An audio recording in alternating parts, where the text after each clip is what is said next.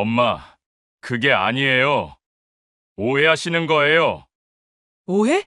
그동안 너희들이 보여준 태도가 증거인데 어머님, 그런 뜻이 아니었어요. 그런 뜻이 아니었다고? 그럼 뭔 뜻이었어? 나를 짐짝 취급한 거 아니야? 엄마, 제발 말씀 끝까지 들어보세요. 들을 것도 없어. 니들이 한 짓들 반드시 후회하게 만들어주마. 안녕하세요. 저는 올해 61살이 된 평범한 어머니입니다. 오늘 이렇게 사연을 보내는 것이 쉬운 일은 아니지만 제 이야기를 들어주실 분들이 계실 것 같아 용기를 내봅니다. 지난주 화요일 오후였습니다. 저는 평소처럼 집에서 텔레비전을 보고 있었는데 갑자기 아들에게서 전화가 왔습니다. 아들은 35살로 회사에 다니고 있고 며느리와 함께 7살 손자를 키우고 있습니다. 여보세요, 엄마. 아들의 목소리가 평소보다 급해 보였습니다. 왜, 무슨 일이야? 저는 혹시 무슨 안 좋은 일이라도 생겼나 싶어 마음이 조급해졌습니다. 엄마, 죄송한데 부탁드릴 게 하나 있어요. 아들이 조심스럽게 말을 꺼냈습니다. 제가 아들 목소리만 들어도 뭔가 부탁할 일이 있다는 걸 알 수 있을 정도였습니다. 뭔데? 이번 주부터 회사에서 갑작스럽게 프로젝트가 생겼거든요. 며느리도 마침 출장이 겹쳤고요. 아들은 한숨을 쉬더니 계속 말했습니다. 그래서 며칠만 준호를 좀 봐주실 수 있을까요? 정말 죄송하지만 다른 방법이 없어서요. 준호는 제 손자 이름입니다. 7살이지만 아직 어린이집에 다니고 있습니다. 저는 손자가 너무 예쁘기 때문에 사실 이런 부탁을 받으면 기분이 좋습니다. 그래, 물론이지. 언제부터? 내일부터 가능하실까요? 일주일 정도면 될 것 같은데요. 아들의 목소리에는 안도감이 섞여 있었습니다. 알았어. 내일 오전에 준호 데려와. 정말 감사해요, 엄마. 회사 일이 너무 바빠서 어떻게 할지 모르겠었거든요. 저는 아들이 직장에서 열심히 일하는 모습을 보면 대견했습니다. 요즘 같은 경제 상황에서 직장을 지키기가 쉽지 않다는 걸 잘 알고 있었기 때문입니다. 괜찮다. 준호랑 오랜만에 같이 지내는 것도 좋을 것 같아. 엄마, 정말 죄송하고 고마워요. 이따가 준호 데려갈게요. 전화를 끊고 나서 저는 기분이 좋았습니다. 손자와 함께 보낼 시간을 생각하니 벌써 설렜습니다. 평소에도 가끔 손자를 봐주긴 했지만 일주일이나 함께 지낸다니 정말 오랜만이었습니다. 저는 곧바로 손자가 좋아할 만한 것들을 준비하기 시작했습니다. 냉장고를 열어서 뭘 해줄지 생각해보고 손자가 좋아하는 과자도 사러 나갔습니다. 동네 마트에서 초콜릿과 과자, 그리고 우유도 넉넉히 샀습니다. 집에 돌아와서는 손자가 잠들 방도 정리했습니다. 이불도 새로 갈아주고 장난감들도 꺼내 놓았습니다. 오랜만에 집안이 활기찰 것 같아서 기대가 되었습니다. 저녁 무렵 아들이 손자를 데려왔습니다. 준호는 저를 보자마자 달려와서 안겼습니다. 할머니, 우리 준호, 할머니가 얼마나 보고 싶었는지 몰라. 아들은 준호의 가방을 들고 와서 거실에 놓았습니다. 준호야, 할머니랑 일주일 동안 잘 지내야 해. 네, 아빠. 준호는 고개를 끄덕이며 대답했습니다. 엄마, 정말 감사합니다.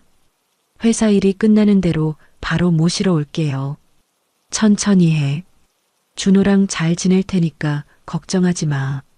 아들이 떠나고 나서 저는 손자와 함께 저녁을 먹었습니다. 손자가 좋아하는 김치찌개를 끓여줬더니 맛있게 잘 먹었습니다. 할머니, 내일 뭐 할 거예요? 뭐 하고 싶은 게 있니? 공원에 가고 싶어요. 그래, 내일 날씨 좋으면 공원에 가자. 손자와 이런저런 이야기를 나누면서 저는 정말 행복했습니다. 평소에 혼자 사는 집이 갑자기 활기차졌습니다. 손자는 저에게 어린이집에서 있었던 일들을 신나게 들려줬습니다. 밤에 손자를 재우고 나서 저는 이번 주 계획을 세웠습니다. 공원도 가고 맛있는 것도 해주고 손자가 재미있게 보낼 수 있는 방법들을 생각해 봤습니다. 아들이 바쁜 일로 고생하는 동안 제가 손자를 잘 돌봐주고 싶었습니다. 그때까지만 해도 저는 아들의 말을 완전히 믿고 있었습니다. 회사에서 갑작스럽게 프로젝트가 생겼고 며느리도 출장이 겹쳤다는 말을 의심할 이유가 전혀 없었습니다. 손자의 잠든 모습을 보면서 저는 내일부터 일주일 동안 최선을 다해 돌봐주겠다고 마음먹었습니다. 아들 부부가 일에 집중할 수 있도록 제가 도와주는 것이 당연하다고 생각했습니다. 그날 밤 저는 오랜만에 행복한 마음으로 잠들었습니다. 다음 날부터 저는 손자와 함께하는 일상을 시작했습니다. 아침 일찍 일어나서 준호를 깨우고 세수시키고 아침을 먹인 다음 어린이집에 데려다 줬습니다. 어린이집까지 가는 길이 생각보다 멀었습니다. 평소에 아들이 차로 데려다 주니까 몰랐는데 걸어서 가려니 꽤 시간이 걸렸습니다. 하지만 손자와 함께 걸으면서 이런저런 이야기를 나누는 것이 즐거웠습니다. 할머니, 저기 개 봐요. 정말 귀엽네. 준호도 개 키우고 싶어? 네, 하지만 엄마가 안 된다고 해요. 이런 대화를 나누면서 걷다 보니 어린이집에 금세 도착했습니다. 오후에 손자를 데리러 갈 때까지 저는 집에서 저녁 준비를 했습니다. 손자가 좋아할 만한 반찬들을 만들고 방도 더 정리해줬습니다. 오후 4시쯤 어린이집에 손자를 데리러 갔습니다. 준호는 저를 보자마자 뛰어와서 안겼습니다. 할머니, 오늘 친구들한테 할머니가 데리러 온다고 자랑했어요.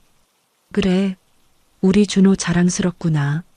집으로 돌아오는 길에 준호가 말했습니다. 할머니, 공원 갈 수 있어요? 물론이지. 잠깐 다녀오자.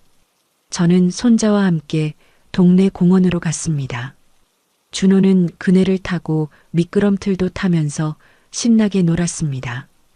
저는 벤치에 앉아서 손자가 노는 모습을 지켜봤습니다. 요즘 아이들은 학원에 바빠서 이렇게 마음껏 뛰어놀 시간이 별로 없다고 들었습니다. 준호도 평소에는 어린이집 다음에 영어 학원을 가는데 이번 주는 제가 돌봐주니까 그냥 집에서 쉴 수 있었습니다. 할머니도 같이 놀아요. 할머니는 나이가 많아서 그네를 탈 수가 없어. 그럼 여기 앉아서 구경해 주세요. 준호는 저를 위해 더 열심히 놀아줬습니다. 그 모습이 너무 예뻐서 저는 마음이 따뜻해졌습니다. 집에 돌아와서는 함께 저녁을 먹었습니다. 손자는 제가 해준 음식을 맛있게 잘 먹었습니다. 할머니 요리가 엄마보다 더 맛있어요. 그래, 할머니가 오래 요리를 해봐서 그런가 보네. 저녁을 먹고 나서는 함께 텔레비전을 봤습니다. 손자가 좋아하는 만화 프로그램을 같이 보면서 이런저런 이야기를 나눴습니다. 이런 식으로 첫째 날이 지나갔습니다. 둘째 날도 비슷했습니다. 아침에 어린이집에 데려다 주고 오후에 데리러 가고 함께 시간을 보냈습니다. 둘째 날은 비가 와서 공원에 갈 수는 없었지만 대신 집에서 장난감으로 놀았습니다. 준호는 레고 블록으로 여러 가지를 만들어서 저에게 보여줬습니다. 할머니, 이거 자동차예요. 정말 잘 만들었네. 우리 준호가 똑똑하구나. 손자와 함께 보내는 시간이 정말 행복했습니다. 평소에는 혼자 지내느라 적적했는데 집안에 아이가 있으니까 활기가 넘쳤습니다. 셋째 날에는 손자와 함께 마트에 갔습니다. 준호가 좋아하는 간식도 사고 저녁에 뭘 해줄지 같이 정했습니다. 할머니, 치킨 먹고 싶어요. 치킨은 몸에 안 좋으니까 할머니가 닭볶음탕 해줄게. 네, 좋아요. 마트에서 장을 보면서 손자와 함께 이런저런 것들을 구경하는 것도 재미있었습니다. 준호는 뭐든지 신기해했고 저에게 이것저것 물어봤습니다. 넷째 날에는 날씨가 좋아서 조금 멀리 있는 큰 공원에 갔습니다. 버스를 타고 가야 하는 곳이었는데 준호가 버스 타는 것도 좋아해서 함께 나들이를 다녀왔습니다. 공원에서 도시락도 먹고 연못에 있는 오리들도 구경했습니다. 준호는 하루 종일 신나게 뛰어놀았습니다. 할머니, 정말 재미있어요. 그래, 할머니도 준호랑 같이 있어서 정말 좋아. 이렇게 나흘이 지나갔습니다. 매일매일이 즐거웠습니다. 물론 아이를 돌보는 것이 쉬운 일은 아니었습니다. 아침 일찍 일어나야 하고 밤늦게까지 손자를 돌봐야 했습니다. 하지만 그런 것들이 전혀 힘들지 않았습니다. 손자와 함께 보내는 시간이 너무 소중했기 때문입니다. 오히려 이렇게 손자와 오랫동안 함께 할 수 있는 기회가 생긴 것이 감사했습니다. 다섯째 날 저녁에 아들에게서 전화가 왔습니다. 엄마, 안녕하세요. 준호 잘 지내고 있죠? 응, 잘 지내고 있어. 걱정하지 마. 정말 죄송해요. 일이 생각보다 복잡해서 조금 더 오래 걸릴 것 같아요. 괜찮다. 준호랑 잘 지내고 있으니까 천천히 해. 감사합니다, 엄마. 주말쯤 되면 모시러 갈 수 있을 것 같아요. 저는 아들이 회사에서 고생하고 있다고 생각했습니다. 요즘 직장에서 프로젝트가 생기면 정말 바쁘다고 들었기 때문입니다. 그때까지도 저는 아들의 말을 완전히 믿고 있었습니다. 설마 거짓말을 할 거라고는 꿈에도 생각하지 못했습니다. 일주일이 다 지나고 주말이 되었습니다. 저는 손자와 함께 마지막 시간을 보내고 있었습니다. 그동안 정말 즐거웠지만 이제 아들 부부가 돌아올 시간이 되어서 조금 아쉬웠습니다. 토요일 오후에 아들에게서 전화가 왔습니다. 엄마, 안녕하세요. 응, 일은 다 끝났니? 네, 드디어 끝났어요. 정말 힘들었는데 엄마 덕분에 잘 마무리할 수 있었습니다. 아들의 목소리에서 피곤함이 느껴졌습니다. 일주일 동안 정말 고생했구나 싶었습니다. 그래, 수고 많았다. 언제 준호 데리러 올 거야? 엄마, 그게요. 오늘은 늦을 것 같고요. 아들이 잠시 말을 멈췄다가 계속했습니다. 내일 일요일에 시간 되시면 저희 집으로 놀러 오세요. 너희 집에? 네, 그동안 엄마가 고생하셨으니까 맛있는 것도 해드리고 싶고요. 며느리도 엄마께 인사드리고 싶다고 해요. 저는 갑작스러운 제안에 조금 놀랐습니다. 평소에 아들 집에 자주 가지는 않았기 때문입니다. 그래도 될까? 물론이죠. 엄마가 이번에 정말 많이 도와주셨잖아요. 저희도 감사 인사를 제대로 드려야죠. 아들의 말에서 진심이 느껴졌습니다. 그동안 손자를 돌봐준 것에 대해 고마워하는 것 같았습니다. 알겠다. 그럼 내일 오후에 갈게. 네, 좋아요. 그럼 내일 뵐게요. 전화를 끊고 나서 저는 기분이 좋았습니다. 아들 부부가 제 고생을 알아주고 있다는 생각이 들었습니다. 평소에는 바빠서 자주 못 봤는데 이런 기회에 함께 시간을 보낼 수 있다니 기대가 되었습니다. 준호에게 말했습니다. 준호야, 내일 엄마 아빠 집에 같이 가자. 네, 좋아요. 할머니도 우리 집에 놀러 와요. 손자도 좋아하는 모습이었습니다. 그날 저녁 저는 내일 뭘 가져갈지 생각해 봤습니다. 며느리가 좋아할 만한 과일도 사고 손자가 좋아하는 간식도 준비하기로 했습니다. 일요일 오후 저는 준비한 것들을 들고 아들 집으로 갔습니다. 아들 집은 아파트인데 꽤 넓고 깔끔했습니다. 며느리가 집을 잘 꾸며놨더군요. 현관문을 열어준 건 며느리였습니다. 어머님, 어서 오세요. 고생했어. 며느리는 평소보다 밝은 모습이었습니다. 화장도 곱게 하고 예쁜 옷을 입고 있었습니다. 거실로 들어가니 아들이 나왔습니다. 엄마 오셨네요. 응, 준호 때문에 많이 힘들었을 텐데 괜찮아? 아니에요, 전혀요. 준호가 할머니랑 있는 걸 정말 좋아했어요. 아들도 평소보다 기분이 좋아 보였습니다. 일이 잘 끝나서 그런가 봤습니다. 거실 소파에 앉아서 이런저런 이야기를 나눴습니다.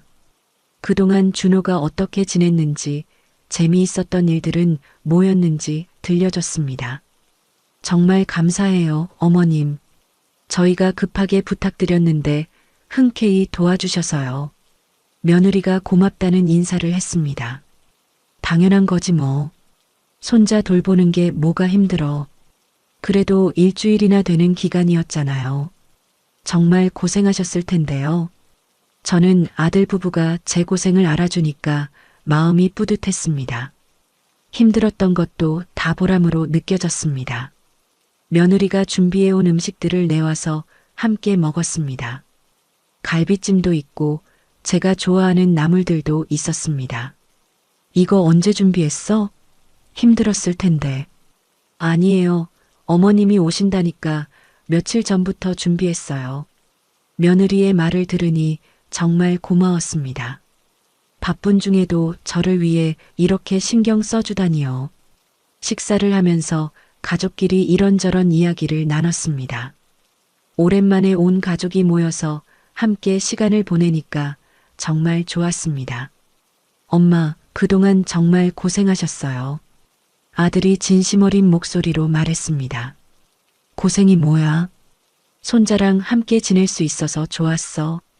그래도 갑자기 부탁드려서 죄송했어요.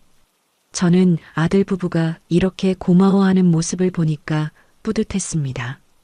제가 한 일이 별것 아니라고 생각했는데 이들에게는 정말 큰 도움이 되었던 것 같았습니다. 오후 내내 즐거운 시간을 보냈습니다. 준호도 엄마 아빠와 할머니가 함께 있는 모습을 보며 좋아했습니다. 그때만 해도 저는 정말 행복했습니다. 가족들이 서로를 아끼고 도와주는 모습이 너무 보기 좋았기 때문입니다. 저녁 무렵 집으로 돌아갈 준비를 하면서 저는 만족스러웠습니다. 아들 부부가 제 노고를 인정해주고 이렇게 감사 인사까지 해주니까 정말 기분이 좋았습니다. 다음에도 이런 일 있으면 언제든지 말해. 고마워요, 엄마. 집으로 돌아오는 길에 저는 기분이 좋았습니다. 아들 부부와의 관계도 더 좋아진 것 같았고 손자와도 더 가까워진 것 같았습니다. 집으로 돌아온 다음 날 저는 며느리에게서 전화를 받았습니다. 어머님, 안녕하세요. 응, 무슨 일이니? 어제 가져가신 가방에서 어머님 약이 떨어진 것 같아요. 혹시 우리 집에 두고 가신 건 아닐까요? 제가 평소에 먹는 혈압약이 있는데 가방에 넣어뒀던 것이 없어졌었습니다. 아, 그런가? 한번 봐볼게. 제가 찾아서 갖다 드릴게요. 지금 집에 계세요? 응, 집에 있어. 1시간 후에 며느리가 제 약을 가지고 왔습니다. 현관에서 받으려고 했는데 며느리가 말했습니다. 어머님, 잠깐만 화장실 좀 써도 될까요? 그래, 들어와. 며느리가 화장실을 다녀오는 동안 저는 거실에서 기다렸습니다. 며느리가 나오면서 말했습니다. 어머님, 약 드시는 거 깜빙하지 마세요. 알았어, 고마워. 며느리가 간 후 저는 약을 제자리에 두려고 했습니다. 그런데 가방을 뒤지다가 이상한 게 하나 나왔습니다. 종이 한 장이 가방 밑바닥에 끼어 있었는데 펼쳐보니 여행사 영수증이었습니다. 제 것이 아니었습니다. 아마 며느리 것이 실수로 들어간 것 같았습니다. 처음에는 그냥 넘어가려고 했는데 영수증에 적힌 날짜가 눈에 들어왔습니다. 지난주 화요일부터 일요일까지였습니다. 정확히 제가 손자를 돌봐준 기간이었습니다. 영수증을 자세히 보니 태국 패키지 여행 예약 확인서였습니다. 예약자는 제 아들 이름으로 되어 있었고 동반자는 며느리 이름이었습니다. 저는 순간 이해가 되지 않았습니다. 아들이 회사 일로 바쁘다고 했는데 왜 태국 여행 영수증이 나온 걸까요? 영수증을 다시 한번 확인해 봤습니다. 날짜도 맞고 이름도 분명했습니다. 2박 3일이 아니라 5박 6일 일정이었습니다. 제 머릿속이 복잡해졌습니다. 혹시 제가 잘못 본 건 아닐까 싶어서 몇 번을 다시 확인했습니다. 하지만 아무리 봐도 분명했습니다. 아들이 회사 프로젝트 때문에 바쁘다고 한 바로 그 기간에 며느리와 함께 태국 여행을 다녀온 것이었습니다. 저는 영수증을 들고 한참을 앉아 있었습니다. 이게 뭔 일인지 이해가 되지 않았습니다. 그제야 며느리가 약을 가져다 준다는 핑계로 왜 집에 왔는지 알 것 같았습니다. 이 영수증을 찾으러 온 것이었습니다. 하지만 이미 늦었습니다. 제가 먼저 발견해 버렸습니다.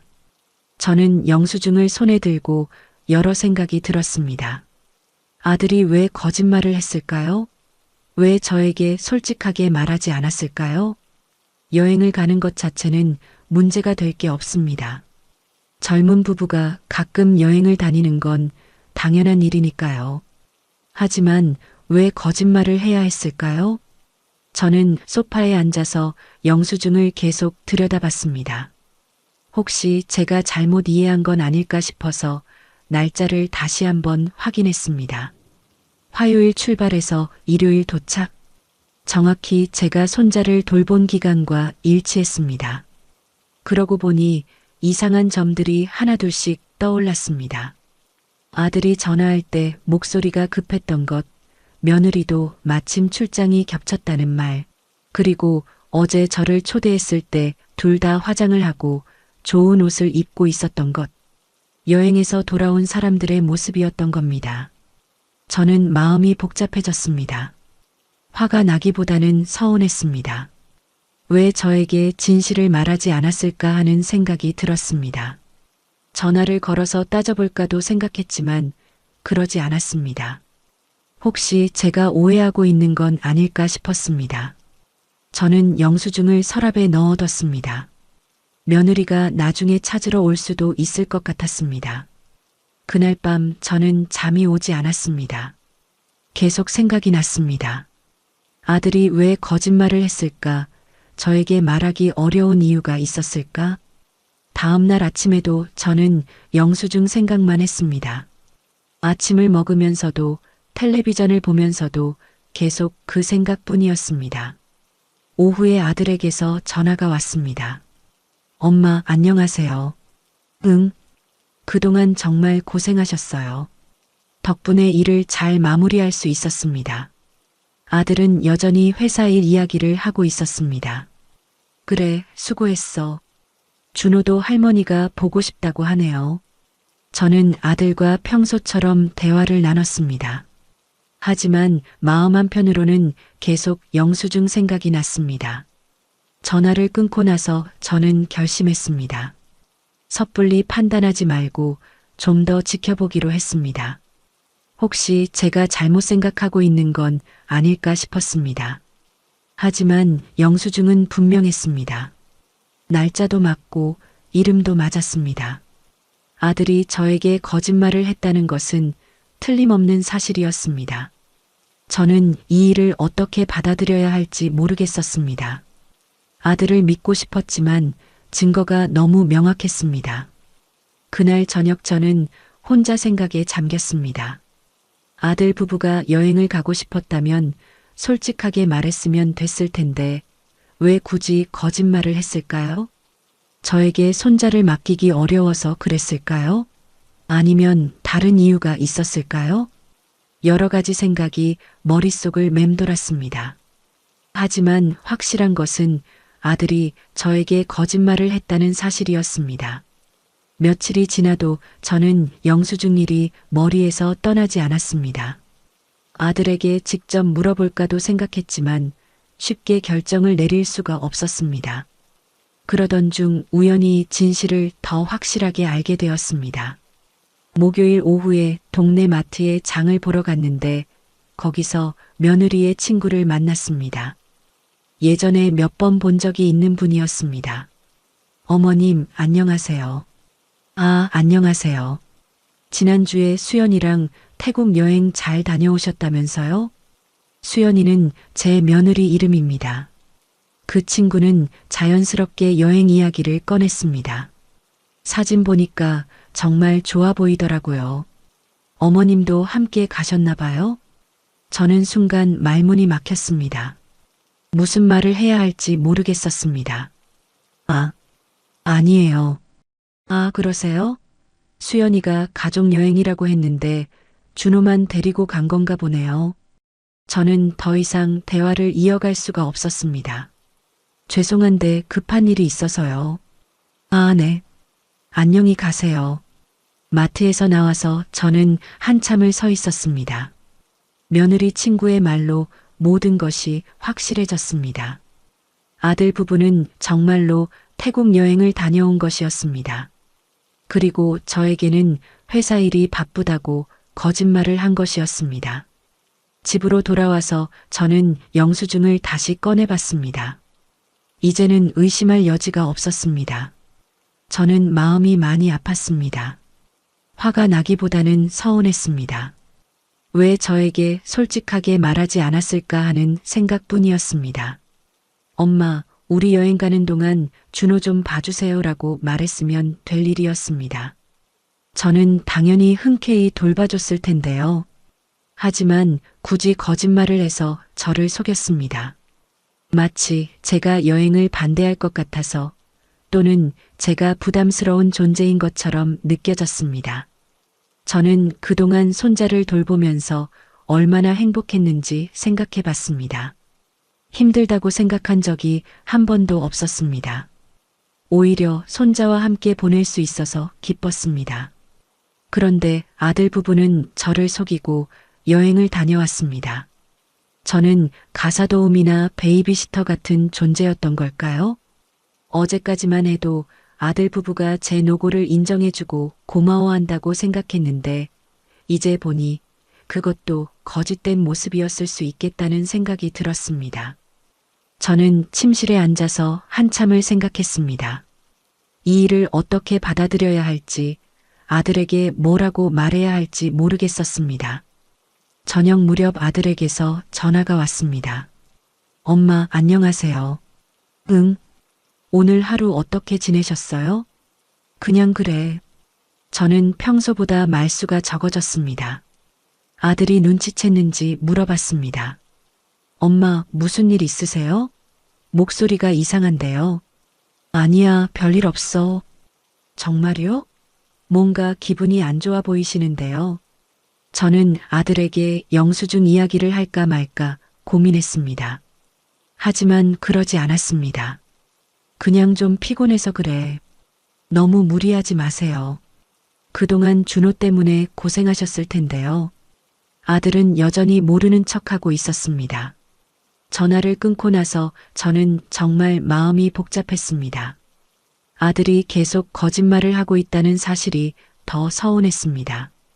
그날 밤 저는 많은 생각을 했습니다.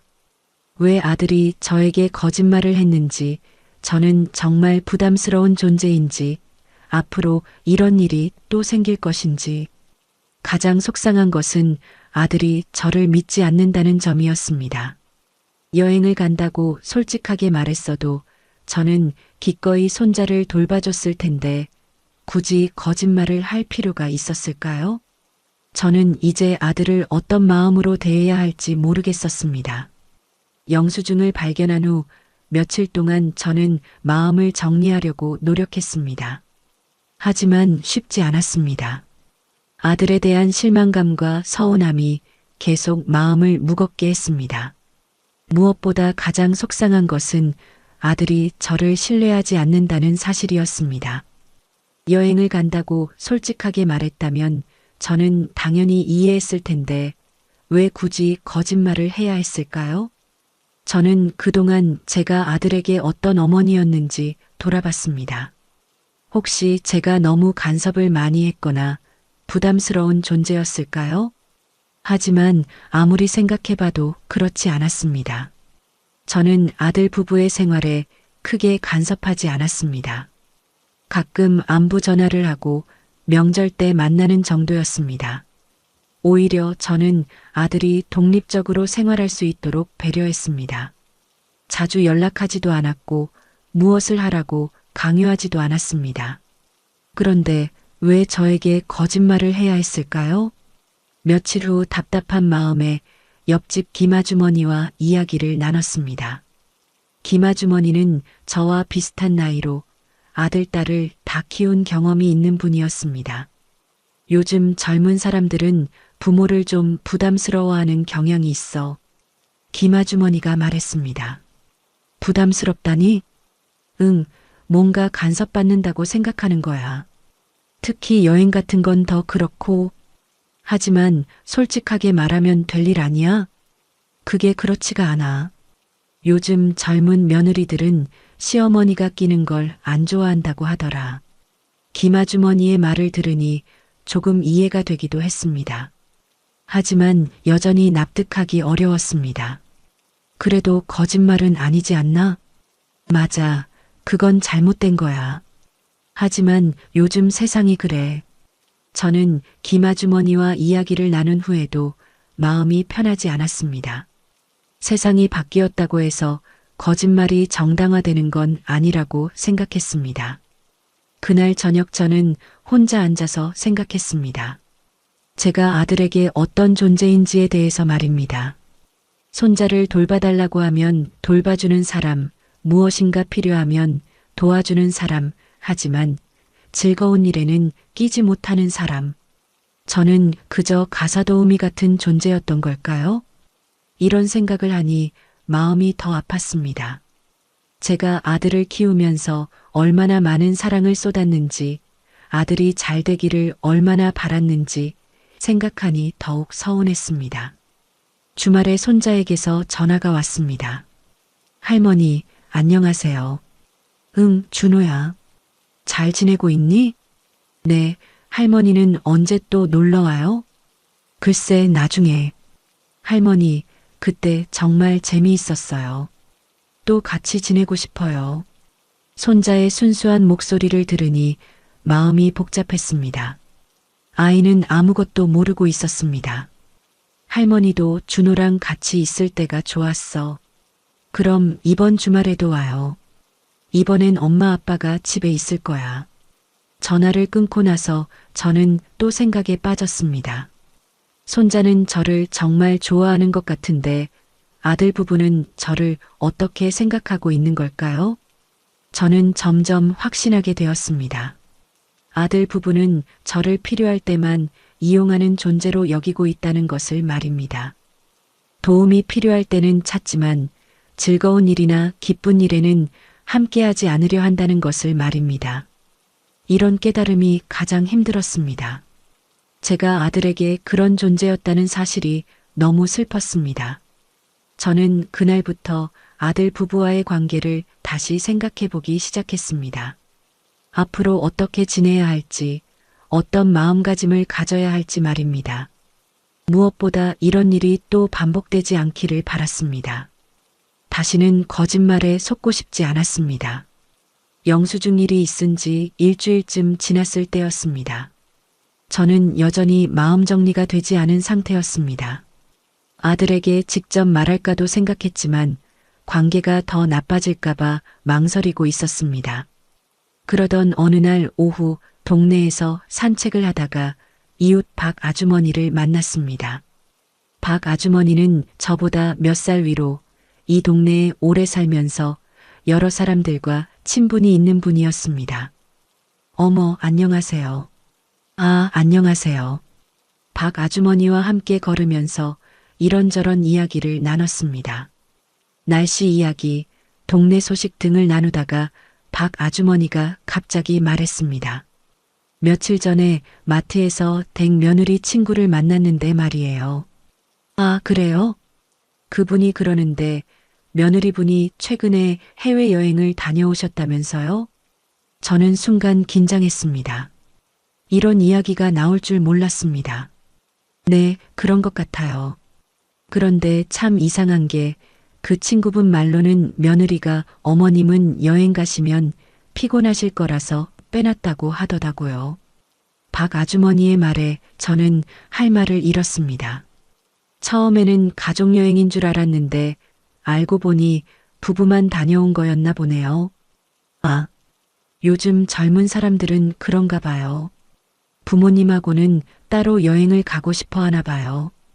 박 아주머니는 별 뜻 없이 하는 말이었지만 저에게는 큰 충격이었습니다. 며느리가 친구에게 그런 말을 했다는 것이었습니다. 저를 여행에서 일부러 뺐다고, 피곤하실 거라서 뺐다고 말했다는 것이었습니다. 그런데 손자는 어떻게 했대요? 아, 그건 어머님이 봐주셨다고 하더라고요. 박 아주머니의 말을 들으니 모든 것이 명확해졌습니다. 아들 부부는 저를 일부러 여행에서 제외한 것이었습니다. 며느리분이 그러더라고요. 어머님은 여행보다는 집에서 쉬시는 게 좋으실 거라고요. 저는 더 이상 들을 수가 없었습니다.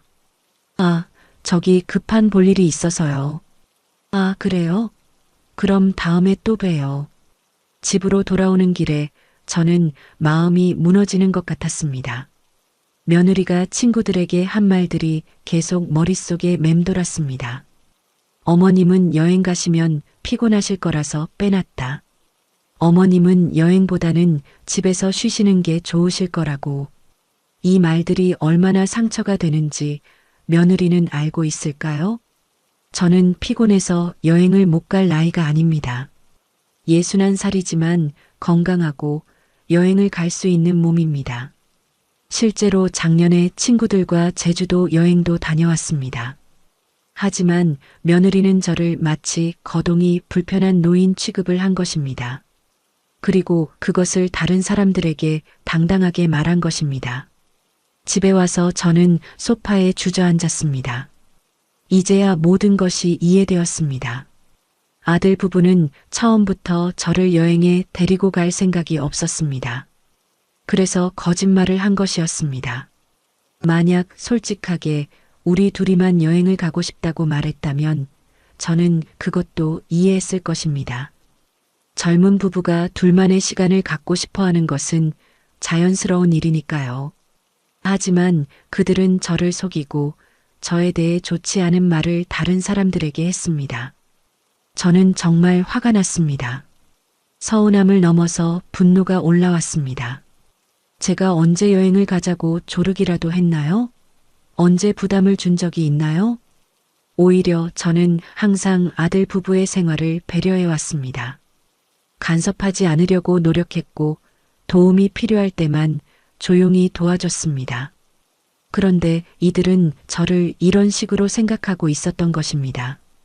저는 그날 저녁 아무것도 할 수 없었습니다. 텔레비전을 봐도 내용이 들어오지 않았고 책을 읽으려고 해도 집중이 되지 않았습니다. 계속 박 아주머니의 말이 귓가에 맴돌았습니다. 어머님은 여행 가시면 피곤하실 거라서 빼놨다. 이 말이 얼마나 저를 무시하는 말인지 며느리는 정말 모르는 걸까요? 저는 그날 밤 잠을 이루지 못했습니다. 분노와 서운함이 뒤섞여서 마음이 복잡했습니다. 이제 저는 확신했습니다. 아들 부부는 저를 진정한 가족으로 여기지 않는다는 것을 말입니다. 박 아주머니에게서 들은 이야기 이후로 저는 아들 부부를 보는 시각이 완전히 바뀌었습니다. 하지만 섣불리 감정을 드러내지는 않았습니다. 좀 더 지켜보고 싶었습니다. 그런데 얼마 지나지 않아 제 예상이 맞다는 것을 확인할 수 있는 일이 생겼습니다. 한 달 후쯤 아들에게서 전화가 왔습니다. 엄마, 안녕하세요. 응? 엄마, 시간 되실 때 한번 만날 수 있을까요? 무슨 일인데? 전화로는 말하기 어려운 일이 있어서요. 저는 무슨 일인지 궁금했습니다. 혹시 여행 일에 대해 사과하려는 건 아닐까 싶었습니다. 그럼 이번 주말에 올래? 네, 토요일 오후에 갈게요. 토요일 오후 아들이 혼자 왔습니다. 며느리와 손자는 오지 않았습니다. 준호랑 며느리는? 준호는 학원 가고 며느리는 친구 만나러 갔어요. 아들은 평소보다 조심스러운 모습이었습니다. 거실에 앉아서 차를 마시면서 아들이 말을 꺼냈습니다. 엄마, 사실 상의 드릴 게 있어서 왔어요. 뭔데? 요즘 집값이 많이 오르고 있잖아요. 그래서 투자를 좀 하려고 하는데요. 저는 순간 실망했습니다. 사과하러 온 것이 아니라 돈 이야기를 하러 온 것이었습니다. 투자? 네, 아파트 하나를 더 사려고 하는데 자금이 좀 부족해서요. 아들은 조심스럽게 말을 이어갔습니다. 혹시 엄마가 도와주실 수 있을까요? 얼마나 필요한데? 3천만 원 정도면 될 것 같아요. 저는 아들의 말을 듣고 마음이 복잡했습니다. 돈이 없는 것은 아니었습니다. 하지만 아들의 태도가 마음에 들지 않았습니다. 갑자기 웬 투자? 요즘 부동산 시장이 좋다고 하더라고요. 이번 기회를 놓치면 나중에 후회할 것 같아서요. 그래도 갑작스럽네. 아들은 한참 동안 투자의 필요성에 대해 설명했습니다. 하지만 저는 집중이 되지 않았습니다. 엄마, 어떻게 생각하세요? 글쎄, 생각해 볼게. 네, 급한 건 아니니까 천천히 생각해 보세요. 그런데 아들이 갑자기 다른 이야기를 꺼냈습니다. 그런데 엄마, 요즘 혼자 사시기 힘들지 않으세요? 별로 힘들지 않아. 그래도 나이가 드시니까 걱정이 돼요. 아들의 말에 어떤 의도가 있는 것 같았습니다. 엄마 집이 케이크 속엄마 집이 꽤 크잖아요. 혼자 살기에는 너무 큰 것 같은데요. 아들이 조심스럽게 말을 꺼냈습니다. 나중에는 어떻게 하실 생각이세요? 무슨 뜻이야? 이 집 말이에요. 엄마가 나이 드시면 관리하기 힘들어질 텐데요. 저는 아들이 무슨 말을 하려는지 대충 짐작할 수 있었습니다. 글쎄, 아직 그런 걱정할 나이는 아닌 것 같은데. 그렇긴 하지만 미리 생각해 두시는 게 좋을 것 같아서요. 아들은 한참 더 이야기를 했습니다. 집이 너무 크다는 것, 관리가 힘들 것이라는 것, 나중에 혼자 살기 어려울 것이라는 이야기들이었습니다. 그러다가 마지막에 이렇게 말했습니다. 나중에 이 집은 우리가 물려받게 되는 거죠? 결국 본심이 나온 것이었습니다. 아들은 제 집에 대해 이야기하고 싶었던 것입니다. 그건 나중 일이고. 네, 물론이에요. 지금 당장은 아니지만 언젠가는 그렇게 될 거 아니에요? 저는 아들의 말을 듣고 기가 막혔습니다. 제가 아직 살아있는데 벌써 유산 이야기를 하고 있었습니다. 왜 갑자기 그런 이야기를 해? 아, 그냥 궁금해서요. 미리 알아두면 좋을 것 같아서요. 아들은 태연하게 대답했습니다. 저는 더 이상 이야기를 나누고 싶지 않았습니다. 시간이 늦었으니까 집에 가. 네, 그럼 갈게요. 투자건은 천천히 생각해 보세요. 아들이 떠나고 나서 저는 한참 동안 멍하니 앉아 있었습니다. 결국 아들이 관심 있는 것은 돈과 집이었습니다. 저에 대한 진정한 관심이나 사랑은 없었습니다. 투자금이 필요하다고 해서 왔다가 슬그머니 집 이야기까지 꺼내는 모습을 보니 정말 실망스러웠습니다. 그 다음 주에 며느리에게서도 전화가 왔습니다. 어머님, 안녕하세요. 응? 지난번에 말씀드린 투자건은 어떻게 생각하고 계세요? 며느리도 투자 이야기를 하고 있었습니다. 아들과 며느리가 미리 상의해서 저에게 접근하고 있는 것 같았습니다. 아직 생각 중이야. 네, 그런데 시간이 좀 급해서요. 좋은 매물이 나왔는데 다른 사람한테 넘어갈까봐 걱정이에요. 며느리는 계속 투자의 급박함을 강조했습니다. 그리고 어머님, 혹시 집 관리하시는 게 힘드시지 않아요? 며느리도 집 이야기를 꺼냈습니다. 요즘 집값이 많이 올랐다더라고요. 어머님 집도 꽤 많이 올랐을 것 같은데요. 그런가?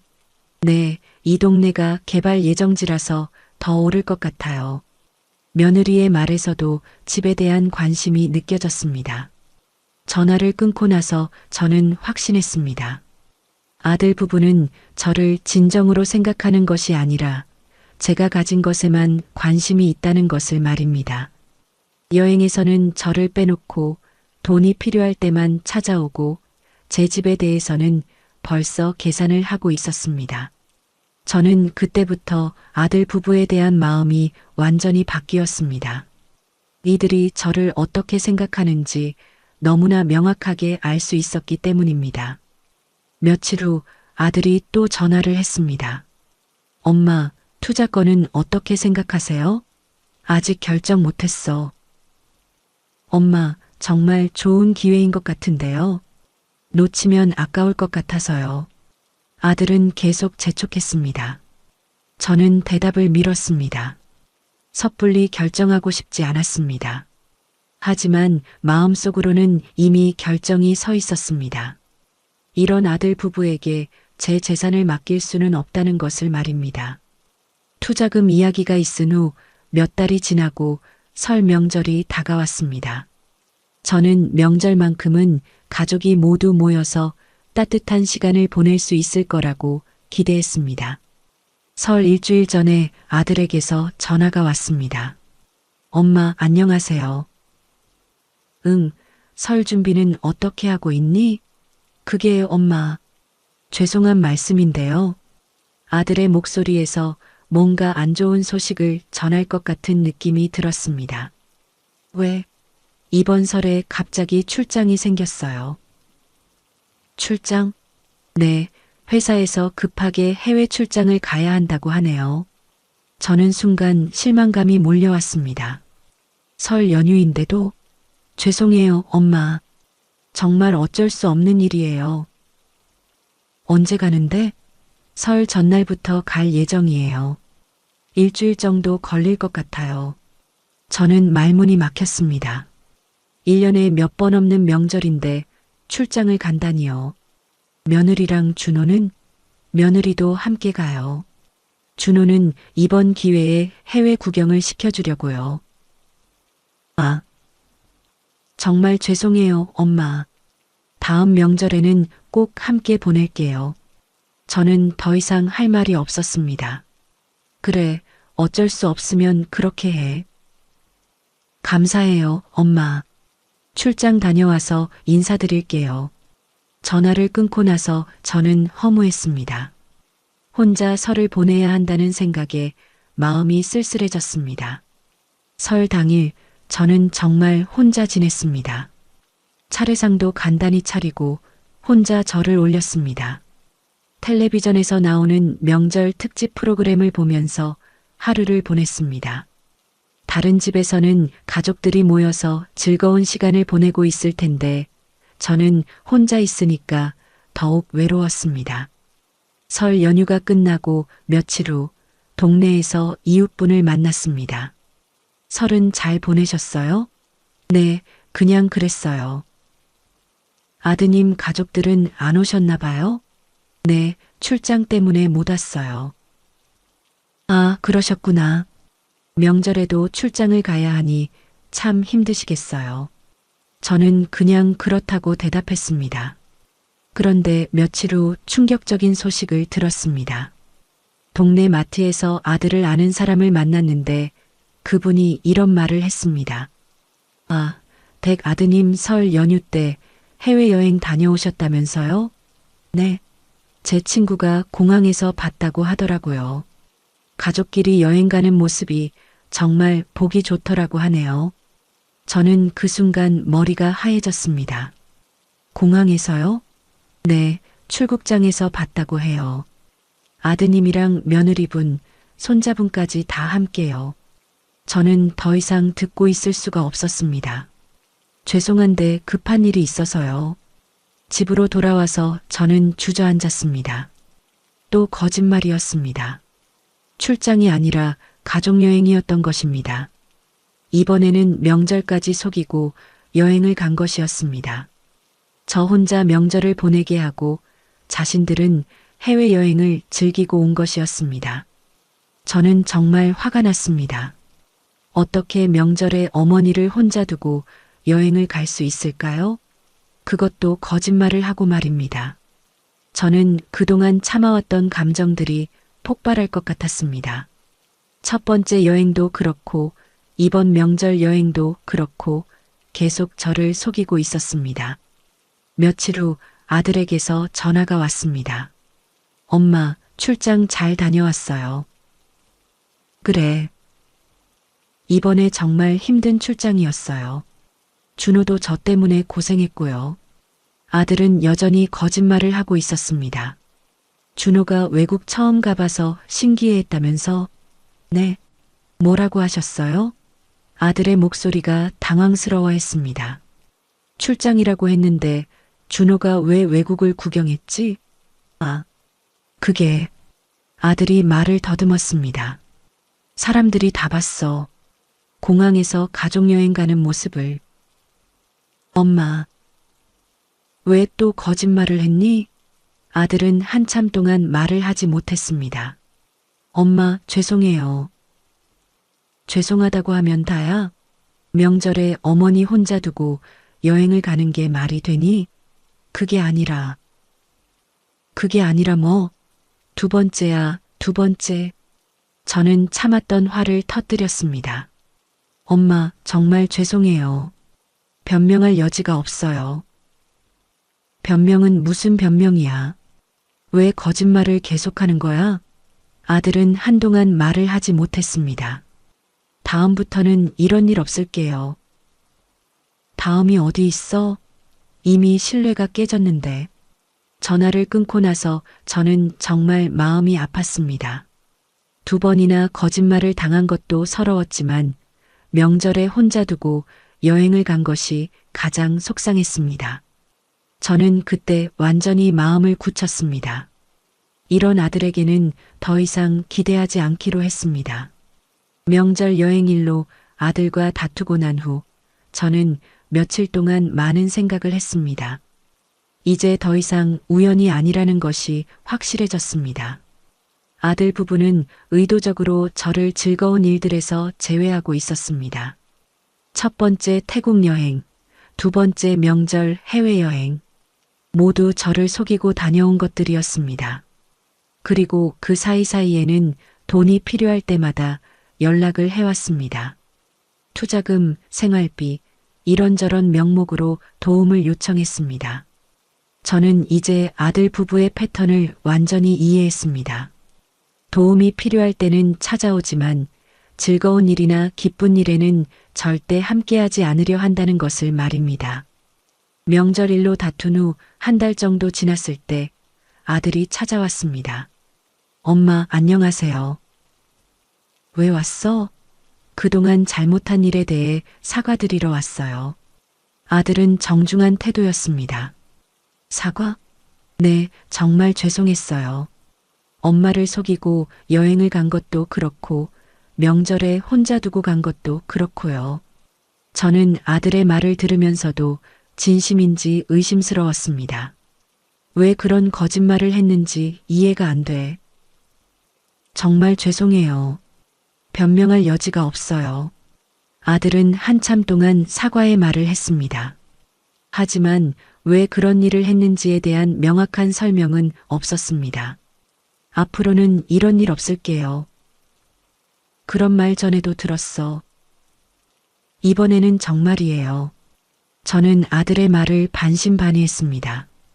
그 후 몇 개월 동안은 별다른 일이 없었습니다. 아들도 평소보다 자주 안부 전화를 했고 가끔 손자도 데리고 놀러 왔습니다. 저는 아들이 정말 반성하고 바뀐 건지 지켜봤습니다. 그런데 여름휴가철이 되자 또 이상한 일이 생겼습니다. 아들이 전화를 해서 말했습니다. 엄마, 이번 여름에는 준호랑 많이 놀아주세요. 왜? 저희가 좀 바쁠 것 같아서요. 뭐가 바빠? 회사에서 프로젝트가 또 생겼어요. 여름 내내 바쁠 것 같아요. 저는 또 의심스러웠습니다. 또 거짓말을 하는 것은 아닐까 하는 생각이 들었습니다. 그래, 준호는 언제든지 좋아. 감사해요, 엄마. 그런데 며칠 후 동네에서 우연히 들은 이야기로 진실을 알게 되었습니다. 마트에서 만난 이웃이 말했습니다. 요즘 젊은 사람들은 여름휴가를 길게 가더라고요. 그런가요?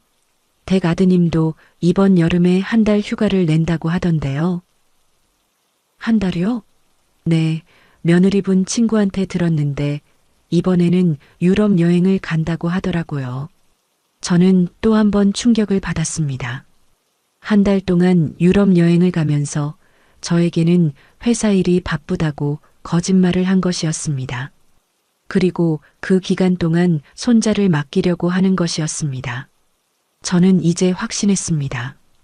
아들 부부는 절대 바뀌지 않을 것이라는 것을 말입니다. 사과한다고 했지만 그것도 거짓이었습니다. 여전히 저를 속이고 저를 이용하려고 하고 있었습니다. 저는 그때 완전히 마음을 굳혔습니다. 이제 더 이상 속지 않겠다고, 더 이상 이런 대우를 받지 않겠다고 결심했습니다. 아들이 또 거짓말을 했다는 것을 확인한 다음 날, 저는 아들에게 전화를 했습니다. 이번 여름에 준호 못 봐줘. 네. 왜요? 내가 바빠. 엄마가 무슨 일이 있으세요? 친구들이랑 여행 가기로 했어. 저는 거짓말로 거짓말에 대응했습니다. 언제까지요? 한 달 정도. 아들은 당황하는 기색이었습니다. 그럼 준호는 어떻게 하죠? 그건 너희가 알아서 해. 엄마. 나도 내 인생이 있어. 전화를 끊고 나서 저는 속이 시원했습니다. 이제부터는 저도 제 방식대로 살아가기로 했습니다. 여름휴가 일로 아들과 실랑이를 벌인 후 저는 당분간 조용히 지내기로 했습니다. 섣불리 감정을 드러내거나 큰 결정을 내리지 말고 아들 부부의 진짜 모습을 더 확인해 보고 싶었습니다. 여행을 못 가게 된 아들 부부는 결국 준호를 어린이집 방학 프로그램에 보냈습니다. 그리고 자신들은 계획했던 유럽 여행을 그대로 다녀왔습니다. 여행에서 돌아온 후 아들이 전화를 했습니다. 엄마, 여행 잘 다녀오셨어요? 응. 어디 다녀오셨어요? 동해안 쪽으로 다녀왔어. 저는 실제로 친구들과 강릉에 다녀왔습니다. 아들이 거짓말을 하는 것처럼 저도 제 일정이 있다는 것을 보여주고 싶었습니다. 그러셨구나. 준호가 엄마를 많이 보고 싶어 해요. 그래. 나중에 시간 되면 만나자. 네, 그럼 이번 주말에 뵐까요? 이번 주말은 바빠.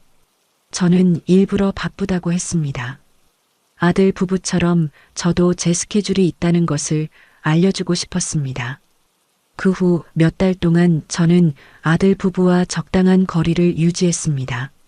너무 차갑지도 않고 그렇다고 예전처럼 친밀하지도 않게 지냈습니다. 가을이 되자 아들에게서 또 연락이 왔습니다. 엄마, 요즘 어떻게 지내세요? 그냥 그래. 엄마, 혹시 시간 되시면 상의 드릴 게 있는데요. 또 무슨 일인가 싶었습니다. 뭔데? 전화로는 말하기 어려워서 한번 만날 수 있을까요? 그렇게 급한 일이야?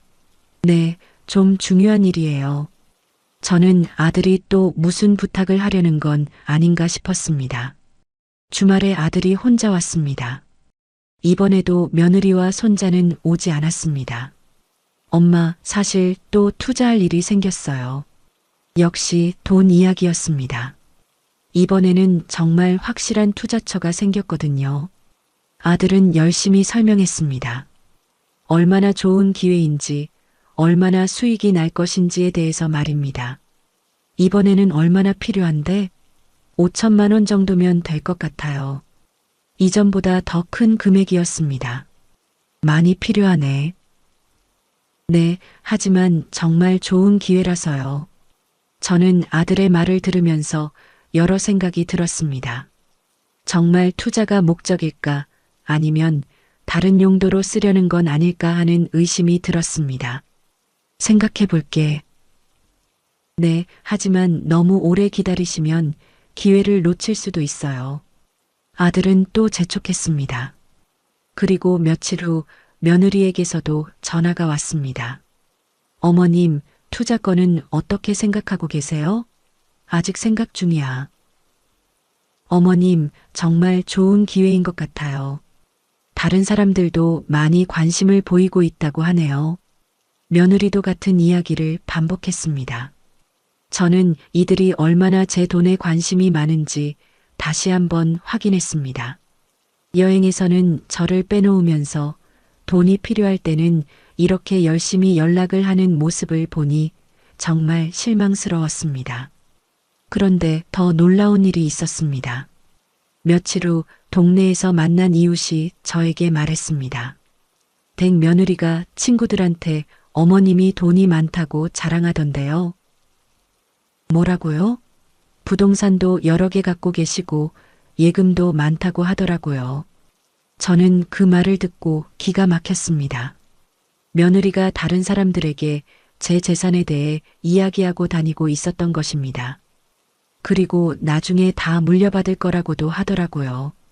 저는 더 이상 듣고 있을 수가 없었습니다. 집으로 돌아와서 저는 정말 화가 났습니다. 제 재산에 대해 남들에게 떠벌리고 다니다니 이런 며느리가 어디 있을까요? 그리고 아직 제가 살아있는데 벌써 유산을 자기 것인 양 이야기하고 다니다니요. 저는 그때 완전히 확신했습니다. 아들 부부는 저를 사람으로 보는 것이 아니라 돈과 재산으로만 보고 있다는 것을 말입니다. 제가 죽기를 기다리고 있는 것은 아닐까 하는 생각까지 들었습니다. 저는 그날 밤 잠을 이루지 못했습니다. 지금까지 지켜본 아들 부부의 행동들을 모두 정리해보니 결론은 하나였습니다. 이들은 저를 진정한 가족으로 여기지 않는다는 것이었습니다. 몇 달 더 지켜본 결과 아들 부부의 태도는 전혀 변하지 않았습니다. 오히려 시간이 갈수록 더욱 노골적으로 변했습니다. 겨울이 되자 아들 부부는 또 해외여행 계획을 세웠습니다. 이번에는 아예 거짓말도 하지 않았습니다. 아들이 전화를 해서 말했습니다. 엄마, 이번 겨울에 가족여행을 가려고 하는데요. 그래. 일주일 정도 갈 예정이에요. 어디로? 일본으로 가려고 해요. 이번에는 솔직하게 말했습니다. 하지만 저를 초대하지는 않았습니다. 준호는 같이 갈 거예요. 준호도 해외여행을 좋아하거든요. 그렇구나. 엄마는 추운 데 가시면 힘드실 테니까 집에서 편하게 쉬세요. 이렇게 말하면서 저를 제외하는 것을 당연하게 여겼습니다. 그래, 잘 다녀와. 네, 다녀와서 선물 사다 드릴게요. 저는 아들의 말을 들으면서 씁쓸했습니다. 선물로 때우려고 하는 모습이 더욱 서운했습니다. 며칠 후 며느리에게서도 전화가 왔습니다. 어머님, 저희 여행 가는 동안 집 비워도 되죠? 당연하지. 혹시 뭔가 필요한 것 있으시면 미리 말씀해 주세요. 며느리는 마치 제가 도움이 필요한 사람인 것처럼 말했습니다. 괜찮아. 나도 내 할 일이 있어. 아, 그래요? 어떤 일이세요? 친구들과 만날 약속도 있고 여기저기 갈 곳도 있어. 저는 일부러 바쁘다는 것을 강조했습니다. 아들 부부가 여행을 간 동안 저는 정말로 바쁘게 지냈습니다. 오랜만에 연락한 친구들과 만나고 평소에 못 가봤던 곳들도 다녀왔습니다. 혼자서도 충분히 즐겁게 지낼 수 있다는 것을 스스로 증명하고 싶었습니다. 아들 부부가 여행에서 돌아온 후 예상했던 대로 연락이 왔습니다. 엄마, 잘 지내셨어요? 응, 잘 지냈어. 여행 선물 가져다 드릴게요. 굳이 안 가져와도 돼. 그래도 엄마 생각해서 샀는데요. 며칠 후 아들이 선물을 가지고 왔습니다. 일본에서 사온 과자와 작은 소품들이었습니다. 엄마, 이거 일본에서 유명한 과자예요. 그래, 고마워. 그리고 이건 준호가 할머니 주라고 골랐어요. 손자가 고른 작은 인형을 주었습니다. 저는 선물을 받으면서도 마음이 복잡했습니다. 이런 작은 선물로 모든 것이 해결된다고 생각하는 걸까요? 엄마, 그런데 요즘 몸은 괜찮으세요? 왜? 나이도 있으시고 혼자 계시니까 걱정이 돼서요. 아들이 갑자기 제 건강을 걱정하는 척 했습니다. 별로 문제 없어? 그래도 정기검진은 받으시는 게 좋을 것 같은데요. 받고 있어. 혹시 몸에 이상 있으시면 바로 말씀하세요. 아들의 말에서 다른 의도가 느껴졌습니다. 제 건강 상태를 확인하려는 것 같았습니다. 왜 갑자기 그런 소리를 해? 그냥 걱정이 돼서요. 하지만 진짜 걱정이라기보다는 다른 이유가 있는 것 같았습니다. 그 후 며칠 동안 아들과 며느리가 번갈아 가며 안부 전화를 했습니다. 평소보다 훨씬 자주 연락을 했습니다. 어머님, 오늘 하루는 어떻게 보내셨어요? 그냥 평소처럼. 식사는 잘하고 계세요? 응. 혹시 어디 아픈 곳은 없으세요? 며느리도 계속 제 건강을 물어봤습니다. 저는 이들이 왜 갑자기 이런 관심을 보이는지 의심스러웠습니다. 며칠 후 그 이유를 알게 되었습니다. 동네 이웃이 저에게 말했습니다. 댁 며느리가 친구들한테 그러던데 요즘 어머님 건강이 많이 안 좋아진 것 같다고 하더라고요. 뭐라고요? 나이도 있으시고 혼자 계시니까 걱정이 된다고 하네요. 저는 어이가 없었습니다. 그리고 만약에 무슨 일이 생기면 어떡하냐고 걱정하더라고요. 며느리가 다른 사람들에게 제가 마치 건강이 안 좋은 것처럼 이야기하고 다니고 있었던 것입니다. 어머님은 건강하신 것 같은데 왜 그런 말을 하는지 모르겠더라고요. 저는 며느리의 의도를 알 것 같았습니다. 제가 곧 죽을 것처럼 이야기해서 유산에 대한 기대감을 높이려는 것 같았습니다. 집으로 돌아와서 저는 정말 화가 났습니다. 제가 아직 건강하게 잘 살고 있는데 벌써 그런 이야기를 하고 다니다니요. 저는 그때 완전히 확신했습니다. 아들 부부는 절대 변하지 않을 것이라는 것을 말입니다. 오히려 시간이 갈수록 더욱 노골적으로 제 재산에만 관심을 보이고 있었습니다. 더 이상 지켜볼 필요가 없었습니다. 충분히 확인했습니다. 며느리가 제 건강에 대해 좋지 않은 소문을 퍼뜨리고 다닌다는 사실을 알고 난 후 저는 더 이상 참을 수 없었습니다. 그동안 쌓였던 모든 실망과 분노가 한꺼번에 터져 나왔습니다. 그날 밤 저는 잠을 이루지 못하고 지난 일들을 되돌아봤습니다. 첫 번째 태국 여행에서 저를 속인 일, 명절에 또 거짓말을 하고 해외여행을 간 일, 계속해서 돈만 요구하는 일, 제 재산에 대해 남들에게 떠벌리고 다니는 일, 그리고 이제는 제가 건강하지 않다는 거짓 소문까지 퍼뜨리는 일. 이 모든 것들이 우연이 아니라는 것을 이제야 완전히 깨달았습니다. 아들 부부는 저를 어머니로, 할머니로 보는 것이 아니라 단순히 돈과 재산을 가진 사람으로만 보고 있었던 것입니다. 제가 죽기만 기다리고 있는 것은 아닐까 하는 끔찍한 생각까지 들었습니다. 다음 날 아침 저는 중요한 결정을 내렸습니다. 그동안 아들 부부에게 물려주려고 했던 모든 계획을 바꾸기로 했습니다. 저는 먼저 변호사 사무실에 전화를 했습니다. 유언장을 다시 작성하고 싶습니다. 네, 언제 오실 수 있으세요? 오늘 가능한가요? 오후에 시간이 있습니다. 오후에 변호사 사무실에 갔습니다. 변호사는 제 상황을 자세히 들어봤습니다. 가족관계에 문제가 있으신 것 같네요. 네, 더 이상 참을 수 없어서요. 어떻게 바꾸고 싶으신가요? 저는 제 계획을 설명했습니다. 집과 예금의 일부는 사회에 기부하고 싶습니다. 그리고 나머지는 제 노후 비용으로 사용하고 싶어요. 아드님에게는 아무것도 남겨주지 않으시겠다는 뜻인가요? 최소한만 남겨주고 싶어요. 법적으로 문제없는 선에서요. 변호사는 법적인 부분들을 설명해 줬습니다. 유류분이라는 게 있어서 아무것도 안 줄 수는 없습니다. 하지만 상당 부분을 다른 용도로 사용하는 것은 가능합니다. 그렇게 하고 싶어요. 유언장을 새로 작성하는데 며칠이 걸렸습니다. 변호사와 여러 번 상의해서 법적으로 문제 없도록 만들었습니다. 그 과정에서 저는 제 재산을 정확히 파악할 수 있었습니다. 집값과 예금을 합치면 꽤 큰 금액이었습니다. 아들 부부가 그 금액을 알고 있었다면 왜 그렇게 제게 관심을 보였는지 이해할 수 있었습니다. 하지만 이제 그들의 기대는 물거품이 될 것입니다. 유언장을 새로 작성한 후 저는 은행에도 갔습니다.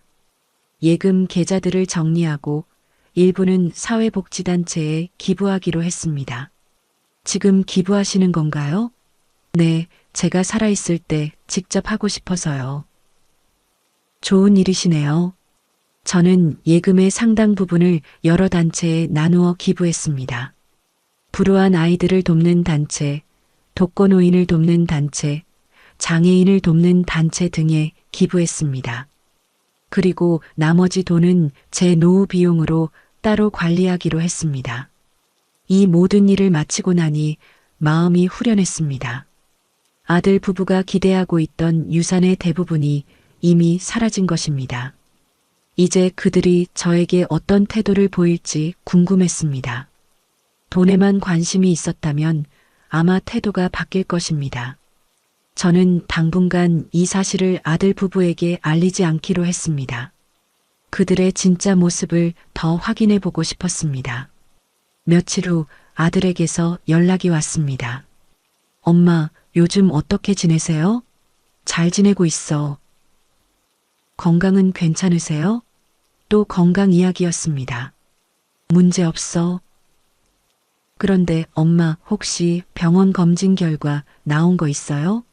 왜? 그냥 궁금해서요.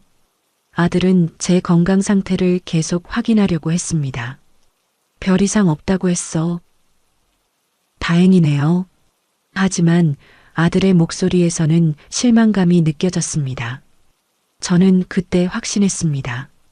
제가 내린 결정이 옳았다는 것을 말입니다. 이런 아들에게 제 재산을 맡길 수는 없었습니다. 유언장을 바꾸고 재산을 정리한 후 몇 개월이 지났습니다. 그동안 저는 아들 부부의 태도를 계속 지켜봤습니다. 예상했던 대로 그들은 전혀 변하지 않았습니다. 여전히 저를 돈과 재산으로만 보고 있었고 진정한 관심이나 사랑은 없었습니다. 봄이 되자 아들 부부는 또 해외여행 계획을 세웠습니다. 이번에는 준호가 학교 방학이어서 더 긴 여행을 계획하고 있었습니다. 아들이 전화를 해서 말했습니다. 엄마, 이번 봄방학에 가족여행을 가려고 해요. 그래. 이번에는 좀 멀리 가려고 하는데 미국까지 갈 계획이에요. 오래 갈 모양이네. 네, 보름 정도 갈 예정이에요. 그렇구나. 엄마는 장거리 여행이 힘드실 테니까 집에서 편하게 쉬세요. 똑같은 말이었습니다. 저를 처음부터 제외하는 것이 당연하다고 생각하고 있었습니다. 그 순간 저는 더 이상 참을 수 없었습니다. 그런데 아들아. 네. 엄마가 할 말이 있어. 무슨 말씀이세요? 저는 그동안 참아왔던 모든 이야기를 털어놓기로 했습니다. 니들이 첫 번째 태국 여행 갔을 때 알고 있었어. 네.